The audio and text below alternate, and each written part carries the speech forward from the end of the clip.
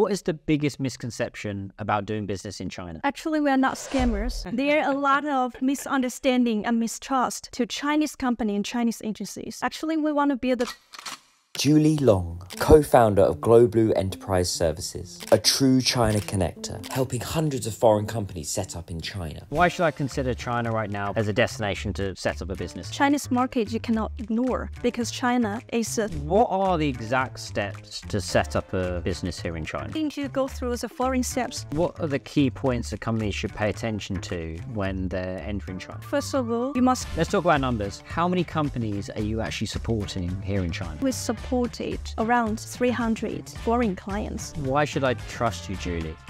I'm a foreign company, I'm coming to China. Why should I trust you? That is a good question. Julie, what is the biggest misconception about doing business in China? Actually, we are not scammers. There are a lot of misunderstanding and mistrust to Chinese company and Chinese agencies. Actually, we want to build a bridge for the foreign enterprises, foreign investors, and in Chinese market, not only helping with administrative tasks, but also helping to connect with Chinese other international contacts. So why should I consider China right now, particularly with sentiment and what's happened in the past few years, particularly Shanghai, as a destination to set up a business here? Okay, first of all, Chinese market you cannot ignore because China is the second largest economy in the world, with 1.4 billion people. So still, there's a lot of opportunities happens here. So why Shanghai? Actually, Shanghai is international diverse city with a lot of talent density. And also here has some preferential tax benefits for the international companies. But considering if you want to establish a trading company, here you can also consider Yiwu or Shenzhen or Guangzhou as your destination. Here is close to the port and also have some kind of small products here that you can purchase with lower prices and export overseas. So let's dig into those cities. So Yiwu, why is it famous and why should I consider it? Actually, Yiwu produce a lot of small products with kind of lower prices comparing with other cities. And Yiwu is also a pioneer city for the kind of international trading. It has a sole proprietary kind of a company can be registered in Yiwu, and for the international payment actually is quite smooth comparing with other cities. Yiwu was quite an interesting one because they're making the Christmas gear and the everything you can find. Yeah, you can find everything. It is the factory of the world in Yiwu, Yes. isn't it? And you mentioned Guangzhou as well. So why should I still consider Guangzhou as a destination even now in 2024? Actually, Guangzhou is convenient for some international logistics, and also for we saw Dawanqu, the Bay Area, with some kind of preferential policies for foreign companies as well. What are the exact steps to set up a business here in China? So actually, you go through the foreign steps. First of all, set up legal entity, and then rent a physical office to open the corporate bank account. And for next step is to open the tax account. Then if you want to hire staffs in China or overseas, you need to open the social insurance account and housing fund account. Final step will go through the monthly bookkeeping procedures. Have you got a case study of a company that you've taken from pre-registering here in China to registering to then growing here in China and being successful? Yeah, sure. So actually we have one client focuses on global education and first start to their business in China. Actually, I'll pick up his representative from India, and for the first time he entered into Chinese market, he didn't know how to access to any platforms. So starting from setting up the Meituan, setting up Didi, and setting up a Wechat, helping to understand Chinese market, understand how to live and survive here. Now moving to, we set up this company. It is a branch offices in China. It is a subsidiary company in China. And after set up this company, helped him to open the bank account. At that time, he finds that he must find some reliable person that helped him to run business here. So we helped him to hire staffs in China. to according to their requirements to find a suitable candidates with overseas backgrounds. That is quite important when the foreign company enter into Chinese markets. And also with knowing the Chinese business landscape, hire two staffs and also help them to rent the physical offices. So after everything is settled, they move to how to scale up the business here. So we are the actual connector, helping to connect with local companies that provide the marketing strategies, marketing ways here in China. So you're an actual China connector, which is what everybody's looking for, right? So you set up here in China and you're able to connect them with the right staff, the right partners. How do you find those staff in particular? So with that sentiment that some companies have when they come to China is like trust, and how are you able to actually find that global international mindset kind of staff here in China? Here, actually, we hold a lot of online webinar and also offline events in order to create a community, a platform for people can exchange their ideas and resources. That is one way. And particularly, also I connect with some reliable people that we worked before. So we think that it's worthy that we recommend to them. So actually, by these ways, we're trying to build the networking. And also we are building a global company service platform driven by technology. So we probably would publish by the June of this year in order to facilitate the connection with the different partners globally and also in China. So what are the key points that companies should pay attention to when they're entering China? Actually, first of all, you must conduct a thorough research on the Chinese market. China is so big. So for what kind of service you provide to your target audience, you must know that in advance. And secondly, you must find a reliable person, versatile person, Chinese with international background, or foreigners here with Chinese informations and Chinese, know well of the Chinese landscapes like you. I think that is quite important. So everything is done by people, actually. So that is second one. The third one, you must meet the local compliance. For example, we have 2 cases for our clients made before. So first of all, these clients want to engage in the import-export, but when he export goods to overseas, cannot get export tax refunds. That is 13%. It's a huge profit, actually, because he didn't apply for the import-export license and didn't upgrade to the general taxpayer. So that he didn't know the local regulations, because they missed thousands of money. And second one is that for the company that's already opened a company, and also opens tax accounts, but didn't file the tax timely, so that caused a penalty from the tax bureau. So every details for the foreign companies entering to China must pay attention to, because they don't know the landscape here, they don't know the regulations. It's quite important for finding the reliable person or reliable company that to guide you through the process. So let's delve into those 3 points. The first one is marketing and doing your research and due diligence before coming here. Where would you start, apart from my podcast? Where would you start for actually doing that market research? First of all, probably you could find a consultation company to conduct research on that, but it costs higher. Secondly, you must find probably your reliable person already in China could tell you some specific can tell you some business running strategies here. And the third one, you must have your cutting edge kind of expertise, in order that you can survive here with your expertise. How do you find that key person here in China? So normally the clients will search from their connections. If they already have the connections, or recommend by the acquaintances a reliable person. Or second, they normally would find us because we are the first contact of the person in China they will ask help from us. Let's talk about numbers. How many companies are you actually supporting here in China? Actually, we supported more than 100 foreign clients, and combining with individual services we provide for foreigners, around 300.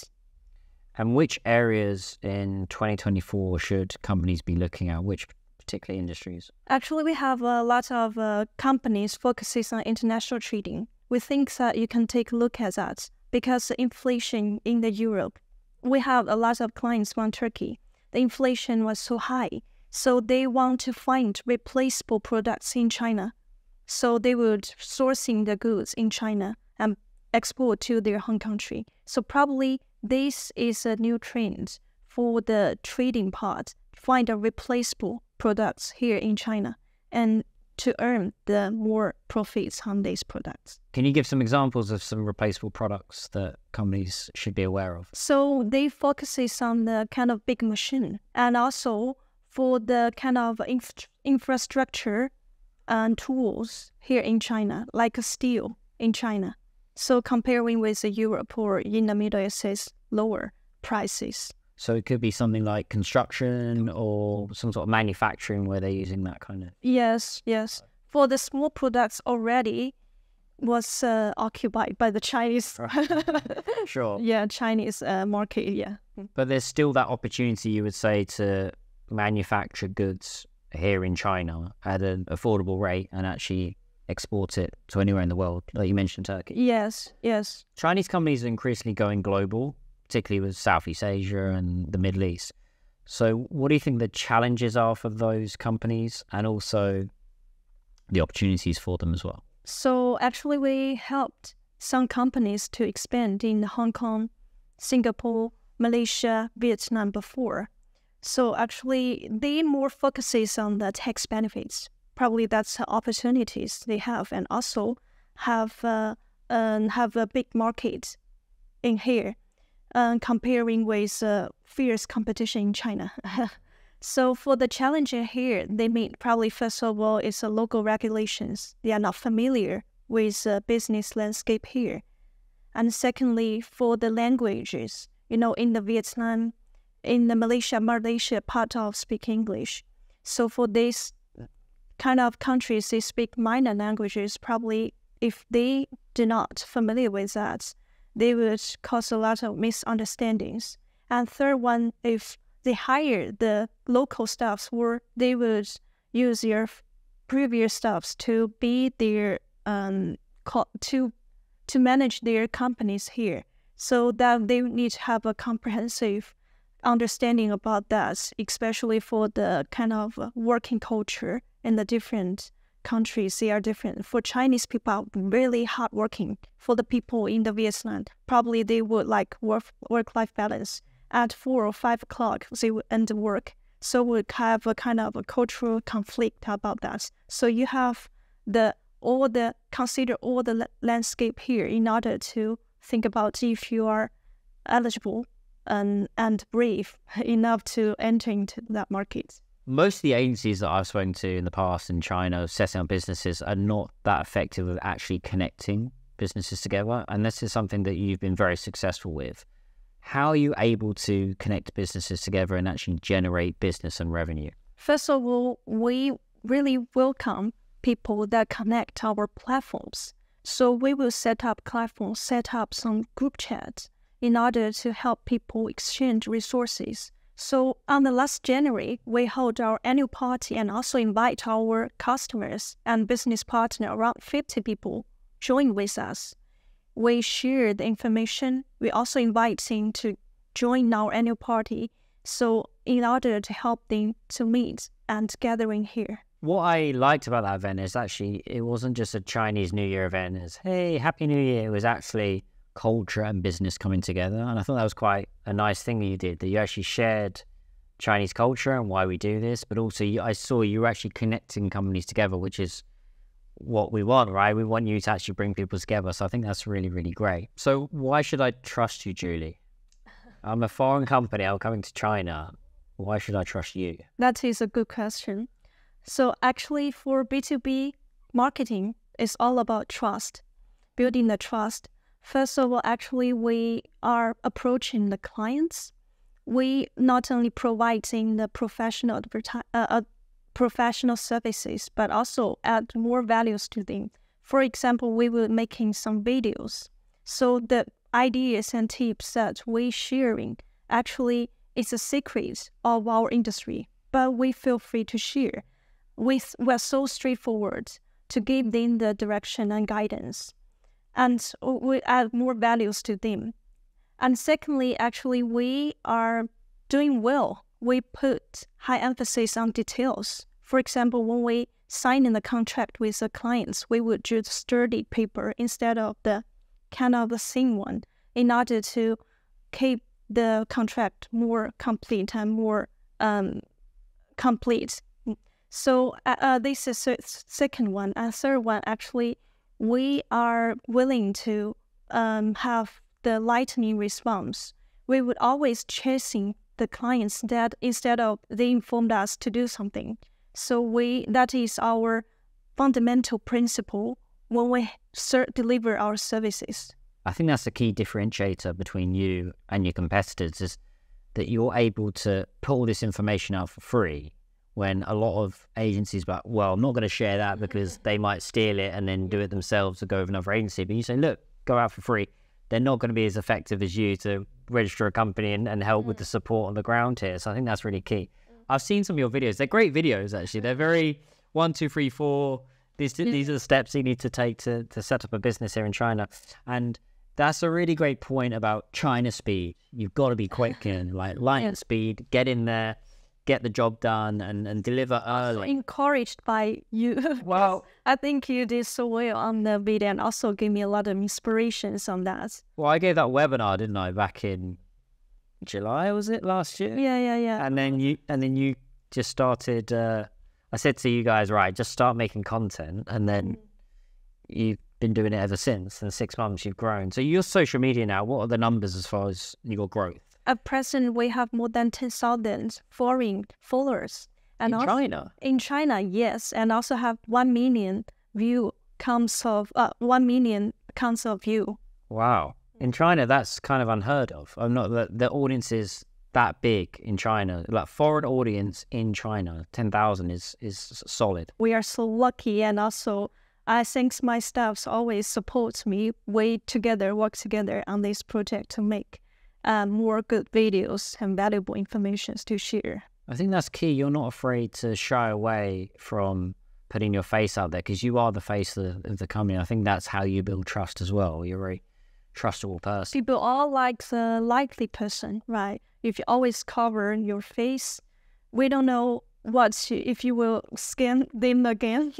Because I have some foreign clients said to me that if you are keep publishing the videos, people will not think you are a scammer because scammer do not put a lot of efforts to making good information. Yeah, you're not going to run away. Yes. That's what I always say. Like, I'm in Shanghai, come and find me. Yes, exactly.